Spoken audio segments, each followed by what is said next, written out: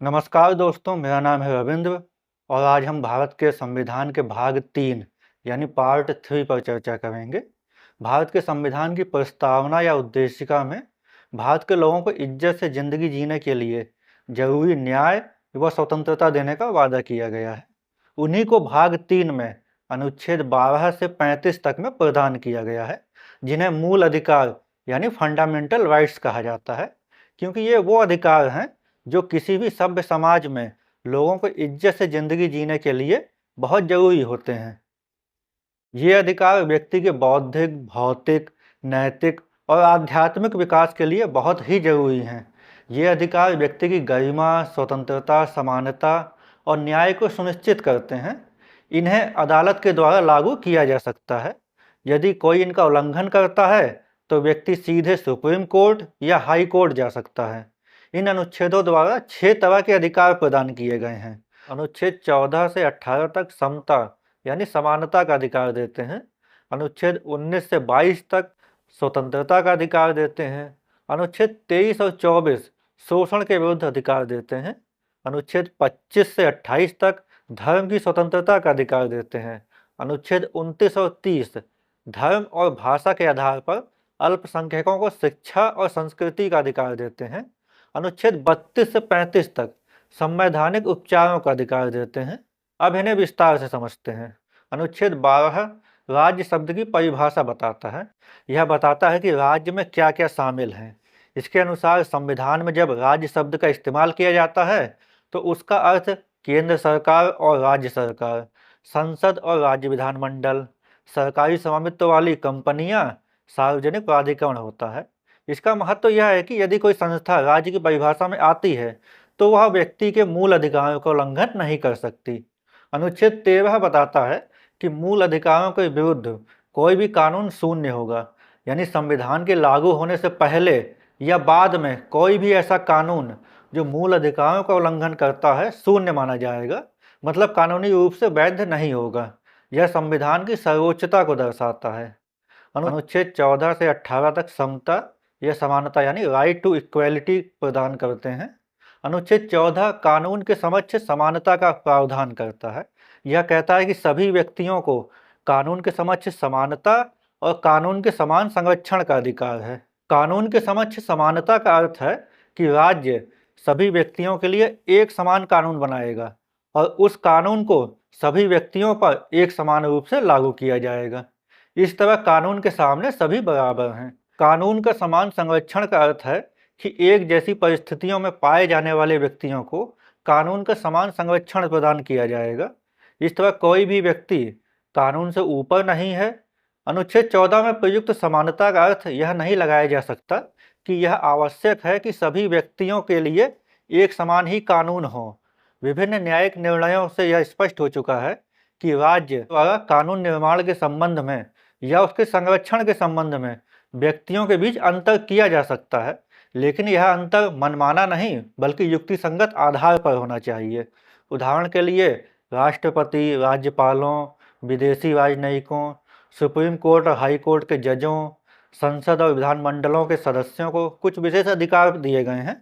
इसके अलावा समाज के विभिन्न वर्गों के संबंध में भिन्न भिन्न कानून बनाए जा सकते हैं। अनुच्छेद 15 भेदभाव का निषेध करता है। अनुच्छेद 15 में 6 खंड हैं।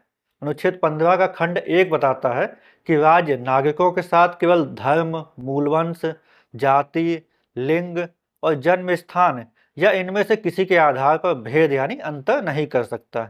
इस अनुच्छेद में व्यक्ति शब्द के स्थान पर नागरिक शब्द का प्रयोग किया गया है, जिसका अर्थ है कि नागरिकों के अलावा अन्य व्यक्तियों के संबंध में अंतर किया जा सकता है। इस अनुच्छेद में केवल धर्म, मूलवंश, जाति, लिंग और जन्म स्थान के आधार पर भेद को रोका गया है, जिसका अर्थ है कि इनके अतिरिक्त अन्य आधारों जैसे भाषा या निवास स्थान के आधार पर भेद किया जा सकता है। इसलिए कुछ राज्य अपने यहाँ के स्कूलों और कॉलेजों में भाषा और निवास स्थान के आधार पर भेद करते हैं। अनुच्छेद 15 का खंड 2 कहता है कि नागरिकों के मध्य केवल धर्म, मूलवंश, जाति, लिंग, जन्म स्थान या इनमें से किसी के आधार पर दुकानों, सार्वजनिक भोजनालयों या होटलों, सिनेमा घरों और सार्वजनिक मनोरंजन के स्थानों में घुसने या राज्य के फंड से पूरी तरह या अंशतः चलने वाले साधारणतया जनता के लिए समर्पित कुओं, तालाबों, स्नान घाटों, हैंडपंपों, सड़कों और सार्वजनिक मिलने के स्थानों के इस्तेमाल के संबंध में भेदभाव नहीं किया जाएगा। इस खंड में भी केवल धर्म, मूलवंश, जाति, लिंग और जन्म स्थान शब्दों का इस्तेमाल किया गया है, जिससे स्पष्ट है कि अन्य आधारों पर अंतर किया जा सकता है, जैसे निजी धन से बनाए गए कुओं, हैंडपंपों आदि का इस्तेमाल। अनुच्छेद 15 के खंड 3 और 4 राज्य को संरक्षणात्मक भेदभाव का अधिकार देते हैं। ये दोनों खंड औरतों तथा बच्चों के लिए और सामाजिक तथा शैक्षणिक दृष्टि से पिछड़े हुए नागरिकों की तरक्की के लिए तथा अनुसूचित जातियों व अनुसूचित जनजातियों के लिए राज्य को विशेष प्रबंध करने का अधिकार देते हैं। सरकारी नौकरियों में आरक्षण का प्रावधान संविधान के इसी अनुच्छेद यानी अनुच्छेद 15 के खंड 4 के द्वारा ही किया गया है। अनुच्छेद 15 का खंड 5 और खंड 6 राज्य को अधिकार देता है कि संविधान के अन्य अनुच्छेदों में कोई बात राज्य को सामाजिक और शैक्षणिक दृष्टि से पिछड़े हुए नागरिकों और अनुसूचित जातियों व अनुसूचित जनजातियों की उन्नति के लिए कानून द्वारा कोई विशेष प्रबंध करने से नहीं रोकेंगे। अनुच्छेद 16 सार्वजनिक रोजगार के संबंध में समान अवसर का अधिकार देता है। इस अनुच्छेद में भी 6 खंड हैं। अनुच्छेद 16 का खंड 1 कहता है कि राज्य के अधीन किसी पद के लिए नियोजन यानी भर्ती के संबंध में या किसी ऐसे पद पर नियोजन के लिए विचार किए जाने के संबंध में सभी नागरिकों को अवसर की समानता प्राप्त होगी। अनुच्छेद 16 के खंड 2 में कहा गया है कि राज्य के अधीन किसी पद पर नियोजन यानी भर्ती में केवल धर्म, जाति, मूलवंश, लिंग, जन्मस्थान, निवास या इनमें से किसी के आधार पर ना तो कोई नागरिक अयोग्य होगा और ना तो उससे कोई भेदभाव किया जाएगा। अनुच्छेद 16 के खंड 3 में कहा गया है कि इस अनुच्छेद की किसी बात की व्याख्या ऐसी नहीं की जाएगी कि वह संसद को यह उपबंध करने से रोके कि कोई कानून किसी राज्य के अंतर्गत या उसके किसी भाग के लिए नियुक्ति अथवा पद धारण करने के लिए निवास के संबंध में कोई आवश्यक योग्यता या शर्त निर्धारित करे। इस अधिकार का इस्तेमाल करके संसद किसी राज्य की नौकरियों के लिए वहां के ही निवासियों के लिए कानून बना सकती है। अनुच्छेद 16 का खंड 4 कहता है कि इस अनुच्छेद की कोई बात किसी राज्य को पिछड़े वर्गों के किसी नागरिकों के लिए जो राज्य की राय के अनुसार राज्य की सेवा में समुचित प्रतिनिधित्व नहीं कर रहे हैं, नियुक्तियों या पदों के आरक्षण के उपबंध करने से निवारित नहीं करेगी। इस अधिकार का इस्तेमाल करते हुए सरकारी नौकरियों में राज्य के पिछड़े हुए नागरिकों के लिए आरक्षण यानी रिजर्वेशन का प्रावधान किया गया है। अनुच्छेद 16 का खंड 4A राज्य को अधिकार देता है कि वह अनुसूचित जातियों और अनुसूचित जनजातियों के लिए सरकारी नौकरियों में पदोन्नति यानी प्रमोशन के मामलों में जो राज्य की राय में राज्य की सेवाओं में पर्याप्त रूप से प्रतिनिधित्व नहीं कर रहे हैं, आरक्षण का उपबंध कर सकता है। अनुच्छेद 16 का खंड 4B बताता है कि कुछ मामलों में अनुच्छेद 16 के खंड 4 या 4A के अंतर्गत आरक्षण की सीमाएं संचयी रिक्तियों यानी पिछले वर्षों में ना भरी गई रिक्तियों को शामिल करने पर 50% की सीमा से अधिक हो सकती है।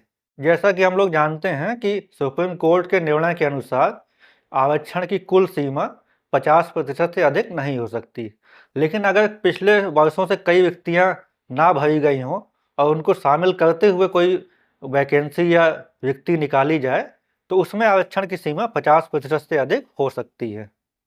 अनुच्छेद 16 का खंड 5 कहता है कि इस अनुच्छेद की कोई बात किसी धार्मिक या सामुदायिक संस्था द्वारा ऐसे पद के संबंध में नियुक्ति के लिए कोई उपबंध करने से नहीं रोकेगी जो उस धर्म या संप्रदाय के अनुयायियों के लिए हो।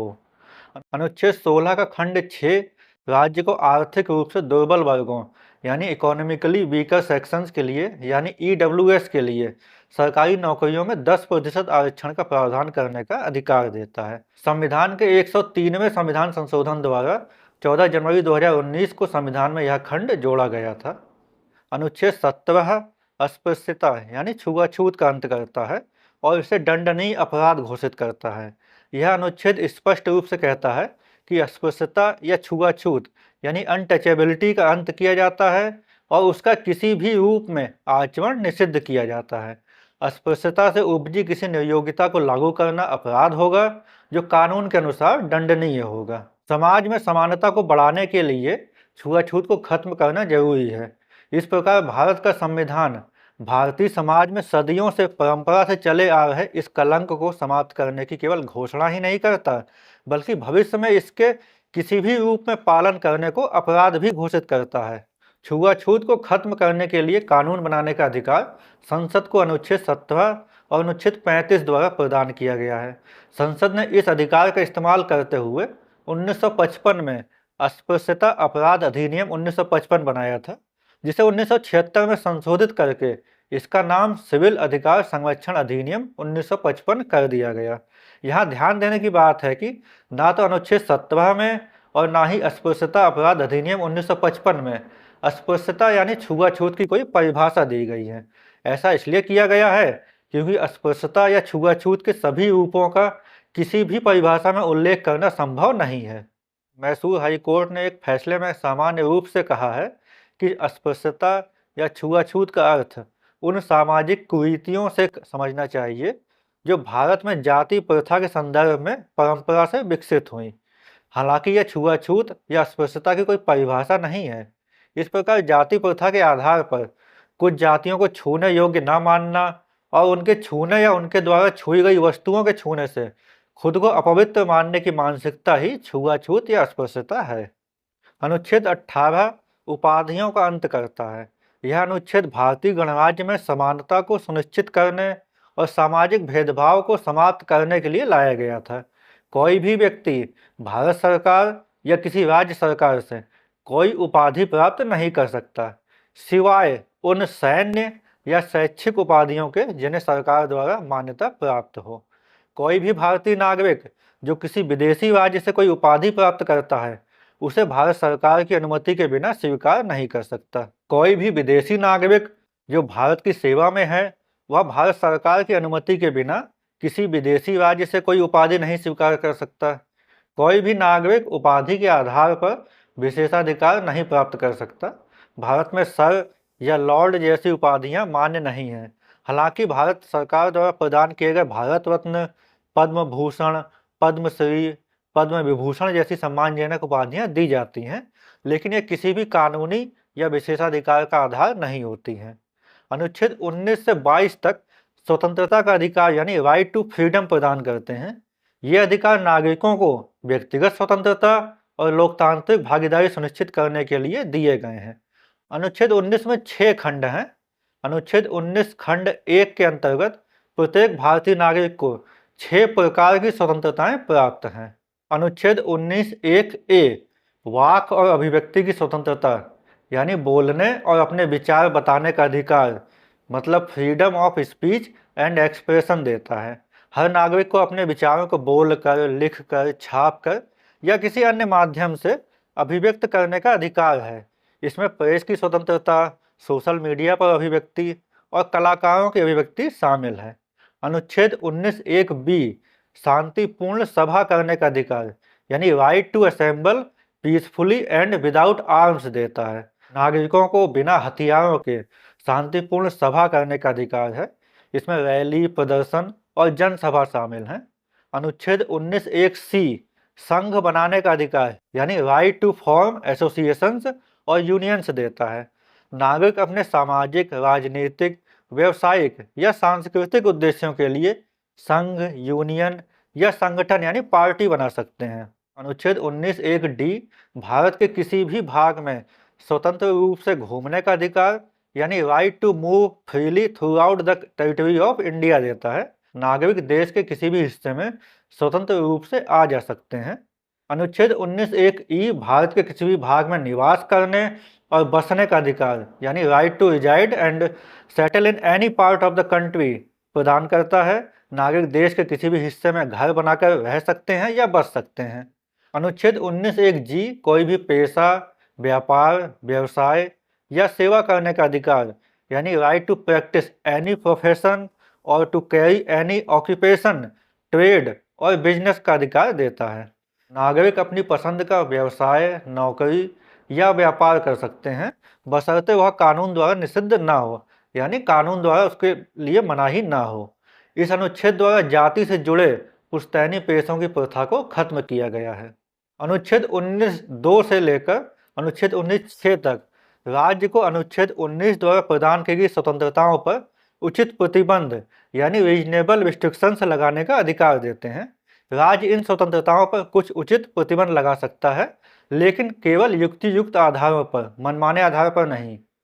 अनुच्छेद 19(2) द्वारा वाक और अभिव्यक्ति की स्वतंत्रता पर राज्य प्रतिबंध लगा सकता है यदि वह भारत की संप्रभुता और अखंडता को खतरे में डाले, राज्य की सुरक्षा को प्रभावित करे, विदेशी राज्यों के साथ संबंधों को बिगाड़े, सार्वजनिक व्यवस्था, शालीनता या नैतिकता के विरुद्ध हो, अवमानना, मानहानि या उकसाने की श्रेणी में आता हो। अनुच्छेद 19(3) राज्य को शांतिपूर्ण सभा पर युक्तियुक्त प्रतिबंध लगाने का अधिकार देता है। सार्वजनिक व्यवस्था और राज्य की सुरक्षा को बनाए रखने के लिए इस पर प्रतिबंध लगाया जा सकता है। अनुच्छेद 19(4) राज्य को संघ बनाने के अधिकार पर युक्तियुक्त प्रतिबंध लगाने का अधिकार देता है। सार्वजनिक व्यवस्था, नैतिकता और भारत की संप्रभुता को सुरक्षित रखने हेतु सीमाएं लगाई जा सकती हैं। अनुच्छेद 19(5) घूमने और बसने के अधिकार पर प्रतिबंध लगाने का अधिकार देता है। जनजातीय क्षेत्रों की रक्षा, राज्य की सुरक्षा या जनहित में कुछ प्रतिबंध लगाए जा सकते हैं।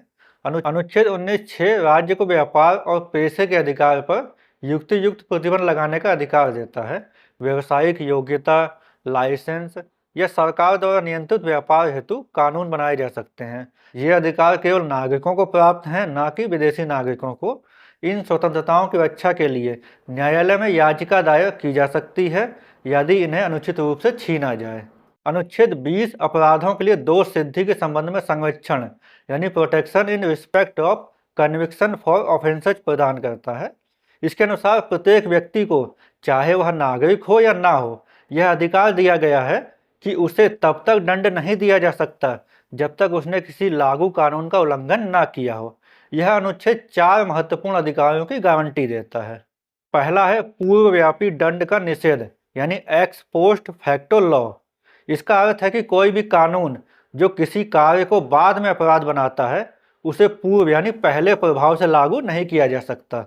मतलब किसी व्यक्ति को किसी अपराध के लिए तब तक दोषी सिद्ध नहीं किया जा सकता जब तक उसने किसी ऐसे कानून का उल्लंघन ना किया हो जो उस समय लागू ना हो। उदाहरण के लिए, यदि किसी ने 2022 में कोई ऐसा काम किया जो तब अपराध नहीं था और 2023 में वह काम अपराध बना दिया गया, तो उसको सजा नहीं दी जा सकती क्योंकि 2023 का कानून 2022 में लागू नहीं था। दूसरा है दोहरे दंड से संरक्षण यानी डबल जियोपार्डी। इसका अर्थ है कि एक ही अपराध के लिए किसी व्यक्ति पर 2 बार मुकदमा नहीं चलाया जा सकता और ना ही उसे 2 बार सजा दी जा सकती है। लेकिन ऐसा तभी जब पहले मामले में मुकदमा चलाया गया हो और उसे सजा भी हुई हो, यानी पहले मामले में प्रोजिक्यूशन एंड पनिशमेंट दोनों होने चाहिए, तभी दूसरी बार मुकदमा चलाने से मना किया जा सकता है। लेकिन अगर पहले मुकदमे में व्यक्ति को मुक्त कर दिया गया है तो दूसरा मुकदमा चलाया जा सकता है, भले ही तथ्य वही हों। तीसरा है आत्म अभिशंसन के विरुद्ध संरक्षण यानी प्रोटेक्शन फ्रॉम सेल्फ इंक्रिमिनेशन। अभिशंसन का अर्थ है कि किसी व्यक्ति को खुद के खिलाफ गवाही देने या जानकारी देने के लिए मजबूर करना। आत्म अभिशंसन के विरुद्ध संरक्षण का अर्थ है कि कोई भी व्यक्ति खुद को दोषी ठहराने के लिए मजबूर नहीं किया जा सकता, यानी खुद के खिलाफ सबूत देने या अपराध कबूल करने के लिए मजबूर नहीं किया जा सकता। इस तरह व्यक्ति को तब तक निर्दोष माना जाता है जब तक उसे अपराधी न सिद्ध कर दिया जाए। अपराधी के अपराध को सिद्ध करने का भार अभियोजक पर होता है। अभियोजक वह व्यक्ति होता है जो अदालत में किसी व्यक्ति पर अपराध का आरोप लगाता है और उसके खिलाफ सबूत पेश करता है। यह आमतौर पर सरकार या राज्य का प्रतिनिधित्व करता है और उसका मुख्य उद्देश्य अदालत को यह साबित करना होता है कि आरोपी व्यक्ति दोषी है। लेकिन यह संरक्षण केवल आरोपी व्यक्ति पर लागू होता है और केवल मौखिक साक्ष्य पर ही लागू होता है। चौथा है किसी व्यक्ति को किसी अपराध के लिए उससे अधिक सजा नहीं दी जा सकती जो उस अपराध के लिए कानूनी रूप से निर्धारित हो। मतलब अगर किसी विशेष अपराध के लिए 10 साल की जेल की सजा निर्धारित हो तो उसे 10 साल से ज़्यादा की सजा नहीं दी जा सकती। अनुच्छेद 21 प्राण और दैहिक स्वतंत्रता का अधिकार प्रदान करता है। इस अनुच्छेद में कहा गया है कि किसी व्यक्ति को उसके प्राण या दैहिक स्वतंत्रता से कानून द्वारा स्थापित प्रक्रिया के अनुसार ही वंचित किया जाएगा, अन्यथा नहीं। यह अधिकार सभी व्यक्तियों को प्रदान किया गया है, चाहे वह नागरिक हो या ना हो। विधि यानी कानून द्वारा स्थापित प्रक्रिया का अर्थ सिर्फ कोई कानून नहीं, बल्कि न्यायोचित, उचित और निष्पक्ष प्रक्रिया से है। इस अनुच्छेद में या संविधान में कहीं भी ना तो प्राण की स्वतंत्रता और ना ही दैहिक स्वतंत्रता को परिभाषित किया गया है। कई मामलों में सुप्रीम कोर्ट ने अपने फैसलों में इन स्वतंत्रताओं के क्षेत्र में वृद्धि की है। प्राण की स्वतंत्रता के अंतर्गत उन स्वतंत्रताओं को शामिल किया जाता है जो व्यक्ति के जीवन को अर्थपूर्ण, गरिमापूर्ण, सार्थक और पूर्ण बनाते हैं। इस तरह यह केवल जीने का अधिकार ही नहीं है, बल्कि गरिमा और इज्जत के साथ जीने का अधिकार देता है। Justice KS. Puttaswamy versus union of India 2017 वाद में इसमें निजता का अधिकार यानी राइट टू प्राइवेसी को भी मान्यता दी गई। स्वास्थ्य का अधिकार, पर्यावरण, शिक्षा, आजीविका, भोजन, शरण पाने के अधिकार को भी इसमें शामिल किया गया है। इसी तरह दैहिक स्वतंत्रता के अंतर्गत उन स्वतंत्रताओं को शामिल किया जाता है जो अवैध गिरफ्तारी, अवैध रूप से कैद करने, अवैध पुलिस निगरानी और अवैध रूप से रोकने से व्यक्ति को संरक्षण प्रदान करते हैं। इन स्वतंत्रताओं पर राज्य द्वारा कानून बनाकर रोक लगाई जा सकती है। अनुच्छेद 21A शिक्षा का अधिकार यानी राइट टू एजुकेशन प्रदान करता है। इसके अनुसार राज्य 6 से 14 साल तक की उम्र वाले सभी बच्चों के लिए बिना फीस लिए अनिवार्य शिक्षा देने का ऐसी रीति से जो राज्य कानून द्वारा बनाए प्रबंध करेगा। अनुच्छेद 22 नागरिकों को गिरफ्तारी और नज़रबंदी के मामलों में कुछ महत्वपूर्ण मौलिक अधिकार प्रदान करता है। यह 2 प्रकार की स्थितियों के लिए प्रावधान करता है। पहली है सामान्य गिरफ्तारी के मामले में और दूसरी है निवारक यानी प्रिवेंटिव नज़रबंदी के मामले में। निवारक नज़रबंदी का मतलब है कि किसी व्यक्ति को अपराध करने से पहले ही संभावित खतरे के आधार पर उसे गिरफ्तार कर लिया जाए, यानी ऐसा अनुमान हो कि वह अपराध कर सकता है, इसलिए उसे वह अपराध करने से रोकने के लिए उसे पहले ही गिरफ्तार कर लिया जाए।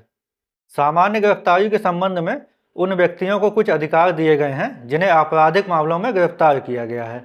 पहला अधिकार है कि किसी भी व्यक्ति को गिरफ्तार करने के बाद उसे वकील रखने का अधिकार है, मतलब वह व्यक्ति अपने द्वारा चुने गए वकील से सलाह ले सकता है और उसकी सहायता प्राप्त कर सकता है। दूसरा अधिकार है कि गिरफ्तारी के 24 घंटे के अंदर गिरफ्तार करने वाली सरकारी एजेंसी, चाहे पुलिस हो या कोई अन्य, को गिरफ्तार व्यक्ति को मजिस्ट्रेट के सामने पेश करना अनिवार्य है। हालांकि इसमें यात्रा का समय शामिल नहीं होता, यानी गिरफ्तार व्यक्ति को रखे जाने के स्थान से मजिस्ट्रेट के न्यायालय तक जाने में लगे समय को शामिल नहीं किया जाता है। तीसरा अधिकार है कि बिना मजिस्ट्रेट की अनुमति के उसे 24 घंटे से अधिक हिरासत में नहीं रखा जा सकता, यानी जब गिरफ्तार व्यक्ति को 24 घंटे के अंदर मजिस्ट्रेट के सामने पेश किया जाता है तो मजिस्ट्रेट मामले को सुनकर फैसला करता है कि गिरफ्तारी को 24 घंटे से अधिक बढ़ाया जाए या नहीं। लेकिन यह अधिकार दुश्मन देश के नागरिकों को नहीं मिलते हैं। निवारक नज़रबंदी के संबंध में प्रावधान किए गए हैं कि यदि कोई व्यक्ति निवारक नज़रबंदी के अधीन है तो उसे सामान्य गिरफ्तारी के समय मिलने वाले अधिकार यानी वकील से सलाह लेने और 24 घंटों के अंदर मजिस्ट्रेट के सामने पेश करने के अधिकार नहीं मिलते हैं। कानून द्वारा अधिकतम 3 महीने तक निवारक नज़रबंदी की जा सकती है। 3 महीने से अधिक नज़रबंदी के लिए एक एडवाइजरी बोर्ड की राय अनिवार्य होती है। यह बोर्ड उच्च न्यायालय के एक न्यायाधीश की अध्यक्षता में और ऐसे न्यायालय के 2 अन्य न्यायाधीशों से मिलकर बनता है। व्यक्ति को नज़रबंदी के कारणों की जानकारी दी जानी चाहिए ताकि वह अपना पक्ष रख सके। कुछ जानकारी सुरक्षा कारणों से गोपनीय रखी जा सकती है और संसद को इस संबंध में अन्य कानून बनाने के अधिकार दिए गए हैं। भारत के संविधान में व्यक्ति की दैहिक स्वतंत्रता को सुनिश्चित करने तथा उनके बीच भेदभाव को रोकने के लिए और दुराचारी व्यक्तियों द्वारा समाज के कमजोर तबकों के शोषण को रोकने के लिए अनुच्छेद 23 और 24 में प्रावधान किए गए हैं ताकि ताकतवर लोग बंधुआ मजदूरी आदि के द्वारा कमजोर लोगों का शोषण ना कर सकें। इसी शोषण यानी मानव दुर्व्यापार, जिसे दासता या गुलामी शब्द के स्थान पर प्रयुक्त किया गया है, और बलात् श्रम, जिसे बेगारी शब्द के स्थान पर प्रयुक्त किया गया है, को रोकने के लिए शोषण के विरुद्ध अधिकार को मूल अधिकार के रूप में संविधान में शामिल किया गया है। अनुच्छेद 23 मानव के दुर्व्यापार और बलात् श्रम का निषेध करता है। मानव का दुर्व्यापार यानी मानव तस्करी, भीख मंगवाना, बेगार और इसी प्रकार के अन्य बलात् श्रम जैसे कार्यों पर पूर्ण रूप से प्रतिबंध लगाया गया है। यह सुनिश्चित करता है कि कोई भी व्यक्ति किसी को बेच नहीं सकता, गुलाम नहीं बना सकता या जबरन काम पर मजबूर नहीं कर सकता, चाहे वह काम पैसे के बदले हो या बिना पैसे के। ऐसे किसी भी काम को अपराध माना गया है और इसके लिए कानूनी सजा का प्रावधान है। यह अधिकार राज्य और निजी व्यक्तियों दोनों पर लागू होता है, यानी कोई भी व्यक्ति, संस्था या कंपनी इस अनुच्छेद का उल्लंघन नहीं कर सकती। राज्य को अधिकार है कि वह इस अनुच्छेद के उल्लंघन को रोकने के लिए कानून बना सकता है। राज्य व्यक्तियों पर सार्वजनिक प्रयोजनों के लिए अनिवार्य सेवा लागू कर सकता है और राज्य ऐसी सेवा लागू करते समय नागरिकों के बीच धर्म, मूलवंश, जाति या इनमें से किसी के आधार पर भेदभाव नहीं करेगा। अनुच्छेद 24 कारखानों आदि में बच्चों से खतरनाक काम करवाने का निषेध करता है। 14 वर्ष से कम उम्र के बच्चों को कारखानों, खानों या किसी अन्य खतरनाक काम में नियुक्त नहीं किया जा सकता। यह सुनिश्चित करता है कि छोटे बच्चे खतरनाक कामों में ना लगाए जाएं, ताकि उनका विकास सही तरीके से हो सके। यह बच्चों के स्वास्थ्य और शिक्षा की रक्षा के लिए बनाया गया है। इसके उल्लंघन पर कानूनी कार्यवाही और सजा का प्रावधान है। अनुच्छेद 23 और 24 दोनों व्यक्ति की गरिमा और मूल अधिकारों की रक्षा करते हैं। ये अनुच्छेद भारत को एक न्यायपूर्ण और मानवीय समाज बनाने की दिशा में महत्वपूर्ण आधार है। अनुच्छेद 25 से 28 तक धार्मिक स्वतंत्रता का अधिकार प्रदान करते हैं। भारत के संविधान के अनुच्छेद 25 से 28 तक धार्मिक स्वतंत्रता से संबंधित हैं। ये अनुच्छेद नागरिकों को धर्म के पालन, प्रचार, आचरण करने और मानने की स्वतंत्रता प्रदान करते हैं। वास्तव में भारत एक धर्मनिरपेक्ष या पंथ निरपेक्ष यानी सेकुलर राज्य है, लेकिन इसका मतलब यह नहीं है कि भारत के लोगों का कोई धर्म नहीं है या भारत के लोग धर्म के प्रति उदासीन हैं या भारत के लोग धर्म को मानते ही नहीं हैं, बल्कि इसका अर्थ केवल यह है कि भारत में सरकार का कोई धर्म नहीं है। सरकार ना तो किसी विशेष धर्म को बढ़ावा देती है और ना ही उसे रोकती है। भारत में सभी लोगों को संविधान द्वारा धार्मिक स्वतंत्रता प्रदान की गई है। अनुच्छेद 25 धर्म की स्वतंत्रता का अधिकार देता है। यह अनुच्छेद प्रत्येक व्यक्ति को अपने धर्म को मानने, उसका पालन करने और प्रचार करने का अधिकार देता है।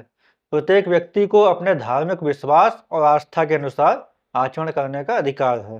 प्रत्येक व्यक्ति को अपने धर्म का प्रचार करने की स्वतंत्रता है, लेकिन यह स्वतंत्रता सार्वजनिक व्यवस्था, नैतिकता और स्वास्थ्य के अधीन है।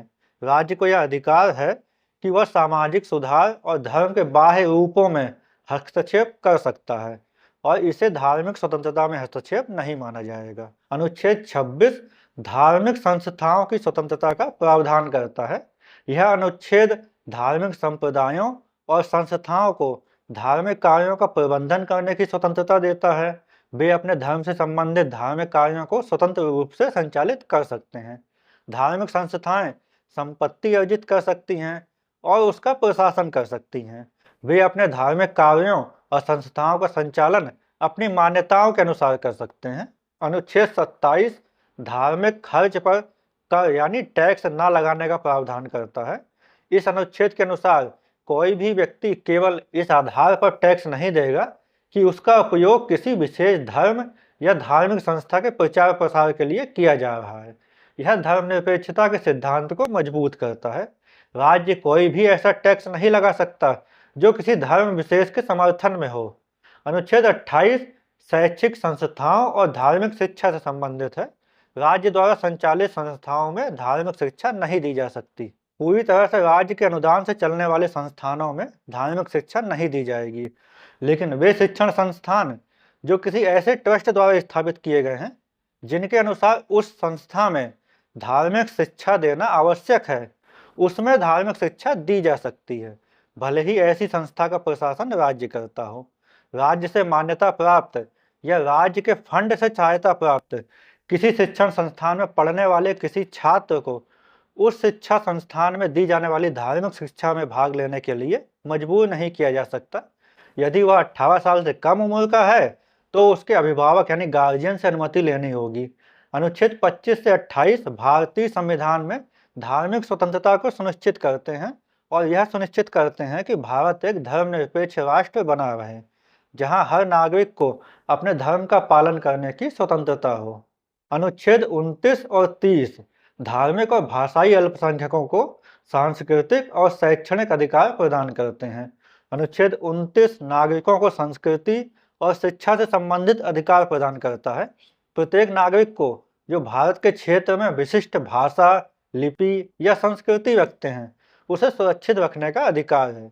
यह अधिकार केवल उन व्यक्तियों को प्रदान किया गया है जो भाषा, लिपि या संस्कृति के आधार पर अल्पसंख्यक यानी माइनॉरिटी हैं। राज्य द्वारा सहायता प्राप्त या राज्य द्वारा पोषित किसी शिक्षा संस्थान में किसी नागरिक को केवल धर्म, मूलवंश, जाति, भाषा या इनमें से किसी के आधार पर प्रवेश से वंचित नहीं किया जा सकता। अनुच्छेद 30 अल्पसंख्यक वर्गों को शिक्षा संस्थाओं की स्थापना और प्रशासन करने का अधिकार प्रदान करता है। सभी धार्मिक और भाषाई अल्पसंख्यकों को अपनी पसंद के शैक्षणिक संस्थान स्थापित करने और उन्हें चलाने का अधिकार है। राज्य किसी भी अल्पसंख्यक वर्ग द्वारा संचालित किसी संस्था को सहायता देते समय इस आधार पर भेदभाव नहीं कर सकता कि वह संस्था किसी अल्पसंख्यक वर्ग द्वारा स्थापित या प्रशासित है। ये अनुच्छेद भारतीय बहुलता और विविधता को मान्यता देते हैं और सुनिश्चित करते हैं कि सभी वर्गों, खासकर अल्पसंख्यकों को अपने सांस्कृतिक और शैक्षणिक अधिकारों की रक्षा का अवसर मिले। पहले अनुच्छेद 31 में संपत्ति का अधिकार था, लेकिन 44वें संविधान संशोधन 1978 द्वारा अनुच्छेद 31 को पूरी तरह हटा दिया गया, यानी डिलीट कर दिया गया है और अब यह संविधान का हिस्सा नहीं है। अब संपत्ति का अधिकार मूल अधिकार नहीं है, बल्कि यह एक कानूनी अधिकार है जो अनुच्छेद 300A में समाहित किया गया है, जो कहता है कि किसी व्यक्ति को उसकी संपत्ति से कानून के प्राधिकार से ही वंचित किया जाएगा, अन्यथा नहीं। अनुच्छेद 32 से 35 तक में संवैधानिक उपचारों संबंधी अधिकारों का प्रावधान किया गया है। अनुच्छेद 32 संवैधानिक उपचारों का अधिकार यानी राइट टू कॉन्स्टिट्यूशनल रेमेडीज प्रदान करता है। संविधान के भाग 3 में प्रदान किए गए मूल अधिकारों का यदि राज्य द्वारा उल्लंघन किया जाए तो राज्य के खिलाफ उपचार प्राप्त करने के लिए संविधान के अनुच्छेद 32 के अधीन सुप्रीम कोर्ट में और अनुच्छेद 226 के अधीन हाई कोर्ट में रिट याचिका दाखिल करने के अधिकार नागरिकों को प्रदान किए गए हैं। यह सबसे महत्वपूर्ण अनुच्छेद है क्योंकि यह नागरिकों को अपने मौलिक अधिकारों के उल्लंघन पर कोर्ट का रुख करने का अधिकार देता है। डॉक्टर भीमराव अंबेडकर ने इसे संविधान की आत्मा और हृदय कहा था। इस अनुच्छेद के अंतर्गत सुप्रीम कोर्ट और हाई कोर्ट को 5 प्रकार के रिट जारी करने की शक्ति दी गई है। पहली है हैबियस कॉर्पस या बंदी प्रत्यक्षीकरण। यह रिट अवैध हिरासत से व्यक्ति की रक्षा के लिए है। यह रिट उस प्राधिकारी के खिलाफ जारी की जाती है जो किसी व्यक्ति को हिरासत में रखता है। इस रिट को जारी करके किसी व्यक्ति को हिरासत में रखने वाले प्राधिकारी को यह आदेश दिया जाता है कि वह व्यक्ति उस गिरफ्तार व्यक्ति को कोर्ट में पेश करे, जिससे कोर्ट यह सुनिश्चित कर सके कि उसकी गिरफ्तारी वैध है या अवैध है। यदि कोर्ट यह पाता है कि गिरफ्तारी अवैध है तो उस गिरफ्तार व्यक्ति को छोड़ दिया जाता है। दूसरी है मैंडेमस यानी परमादेश रिट। यह किसी सरकारी अधिकारी को अपना कर्तव्य निभाने का आदेश है। तीसरी है प्रोहिबिशन यानी प्रतिषेध रिट। यह निचली अदालत को उनके अधिकार क्षेत्र से बाहर जाने से रोकने के लिए होती है। चौथी है उत्प्रेषण रिट। यह रिट निचली अदालतों को जारी की जाती है। इस रिट को जारी करके निचली अदालतों को यह निर्देश दिया जाता है कि वे अपने पास पेंडिंग मुकदमों को सुनवाई के लिए ऊपर की अदालत को भेजें। पांचवी है क्यो वारंटो यानी अधिकार परीक्षा रिट। इस रिट को उस व्यक्ति के विरुद्ध जारी किया जाता है जो ऐसे शासन प्रशासन में पद पर होता है जिस पद पर होने का अधिकार उसे नहीं है, यानी किसी व्यक्ति से पूछना कि वह किसी पद पर किस अधिकार से बैठा है। अनुच्छेद 33 संसद को मूल अधिकारों में कटौती का अधिकार देता है। यह संसद को अधिकार देता है कि वह सशस्त्र बलों, पुलिस बलों, खुफिया एजेंसियों आदि के लिए मूल अधिकारों को सीमित या समाप्त कर सकती है। यह सुरक्षा और अनुशासन बनाए रखने के लिए किया जाता है। अनुच्छेद 34 आपातकालीन स्थिति में मौलिक अधिकारों का निलंबन करने का अधिकार देता है। जब किसी क्षेत्र में मार्शल लॉ लागू होता है युद्ध या विद्रोह के दौरान, तो सरकार कुछ मौलिक अधिकारों को स्थगित कर सकती है। संसद यह तय कर सकती है कि ऐसे मामलों में कौन कौन से अधिकार सीमित होंगे। अनुच्छेद 35 मौलिक अधिकारों से संबंधित कानून बनाने की शक्ति केवल संसद को प्रदान करता है। यह अनुच्छेद कहता है कि कुछ विशेष मौलिक अधिकारों को प्रभावी बनाने के लिए केवल संसद को कानून बनाने का अधिकार है, ना कि राज्य विधानसभाओं को। इनमें अनुच्छेद 16 का खंड 3, अनुच्छेद 32 का खंड 3, अनुच्छेद 33 और 34 से संबंधित कानून आते हैं। भारत के संविधान में दिए गए मूल अधिकारों यानी फंडामेंटल राइट्स के संबंध में कुछ बहुत ही महत्वपूर्ण सिद्धांतों को अपनाया गया है। पहला है न्यायिक पुनर्विलोकन का सिद्धांत यानी जुडिशियल रिव्यू का सिद्धांत।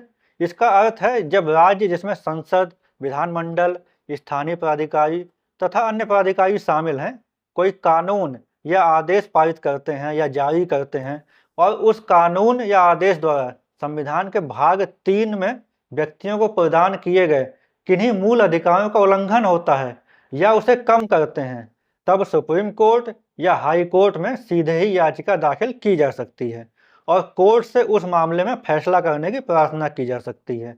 इसे ही न्यायिक पुनर्विलोकन यानी जुडिशियल रिव्यू कहते हैं। इस शब्द से ही स्पष्ट है कि सरकार के फैसले की कोर्ट के द्वारा जांच पड़ताल करना। दूसरा है भावी परिवर्तन का सिद्धांत। यह सिद्धांत कहता है कि मूल अधिकारों का प्रभाव बीते हुए समय मतलब संविधान लागू होने की तारीख यानी 26 जनवरी 1950 से पहले नहीं होगा, बल्कि संविधान लागू होने की तारीख से और उससे आगे होगा। इसका अर्थ है कि संविधान लागू होने से पहले किए गए कामों, आदेशों के लिए मूल अधिकारों को लागू नहीं किया जा सकता, भले ही वे मूल अधिकारों का उल्लंघन करते हों। तीसरा है पृथक्करणीयता का सिद्धांत यानी अलग कर सकने का सिद्धांत। इसका अर्थ है कि यदि राज्य द्वारा बनाए गए किसी कानून या जारी किए गए किसी आदेश का कोई भाग मूल अधिकारों से असंगत है या मूल अधिकारों का उल्लंघन करता है, तो वह पूरा कानून या पूरा आदेश पूरी तरह से असंवैधानिक और शून्य यानी खत्म नहीं हो जाएगा, बल्कि उसके वह भाग जो मूल अधिकारों का उल्लंघन करते हैं को ही खत्म घोषित किया जाएगा। लेकिन शर्त यह है कि वह भाग पूरे आदेश या कानून से अलग किया जा सके। अगर अलग नहीं किया जा सकता तो पूरा आदेश या पूरा कानून ही खत्म हो जाएगा। चौथा है अधित्यजन या अधित्याग का सिद्धांत यानी डॉक्ट्रिन ऑफ वीवर। अधित्यजन या अधित्याग का अर्थ होता है अपनी इच्छा से छोड़ देना या त्याग देना। इस तरह अधित्यजन का सिद्धांत यह बताता है कि भारत के संविधान द्वारा जिन लोगों को मूल अधिकार प्रदान किए गए हैं, वे लोग मूल अधिकारों का त्याग नहीं कर सकते, यानी किसी भी दबाव से प्रभावित होकर या अपनी इच्छा से यह नहीं कह सकते कि उन्हें मूल अधिकार नहीं चाहिए। वास्तव में मूल अधिकारों के संबंध में जितने भी सिद्धांत हैं, उनमें सबसे महत्वपूर्ण सिद्धांत अधित्यजन का सिद्धांत ही है। यह अनुच्छेद 14 में दिए गए समता के अधिकार की नींव का पत्थर है। मूल अधिकार संविधान द्वारा राज्य पर लगाए गए कर्तव्य हैं और अधित्यजन का सिद्धांत यह बताता है कि कोई भी व्यक्ति राज्य को इन कर्तव्यों से मुक्त नहीं कर सकता। वास्तव में भारत की अधिकांश जनता गरीब और कम पढ़ी लिखी है। वे लोग अपने अधिकारों के प्रति जागरूक नहीं हैं और भारत की सामाजिक व्यवस्था ने बहुत से लोगों को सामाजिक रूप से दबा रखा था। जाति व्यवस्था ने छुआछूत को जन्म दिया, जिसके कारण बहुत से लोगों के साथ बहुत ही गलत व्यवहार किया जाता रहा है। संविधान का अनुच्छेद 17 छुआछूत का अंत करता है और इसे अपराध घोषित करता है। यह एक मूल अधिकार है जो सभी को हासिल है। अब अगर अधित्यजन का सिद्धांत नहीं होता तो छुआछूत करने वाले लोग दबाव डालकर छुआछूत से पीड़ित व्यक्ति से यह शपथ पत्र ले सकते थे कि वह अनुच्छेद 17 और अनुच्छेद 14 में मिले मूल अधिकारों का अपनी इच्छा से त्याग करता है, जिस वजह से छुआछूत करने वाले लोगों को सजा नहीं मिल पाती। और उससे भी बढ़कर यह होता कि भेदभाव करने और छुआछूत करने को कानूनी मान्यता मिल जाती, यानी ये अपराध नहीं रहते। इसी तरह की परिस्थितियों से निपटने और समानता, स्वतंत्रता, मैत्री को भारत के संविधान की नींव बनाने के लिए ही अधित्यजन का सिद्धांत अपनाया गया है। पांचवा है आच्छादन का सिद्धांत यानी डॉक्ट्रिन ऑफ एक्लिप्स। आच्छादन का अर्थ होता है कि ढांक देना, मतलब किसी चीज को दूसरी चीज से ढांक देना। आच्छादन का सिद्धांत संविधान के अनुच्छेद 13 पर आधारित है। इसके अनुसार संविधान के लागू होने से पहले यानी 26 जनवरी 1950 से पहले जो कानून देश में लागू थे, वे सभी उस सीमा तक अवैध हो जाएंगे जिस तक वे मूल अधिकारों से असंगत हों या मूल अधिकारों का उल्लंघन करते हों।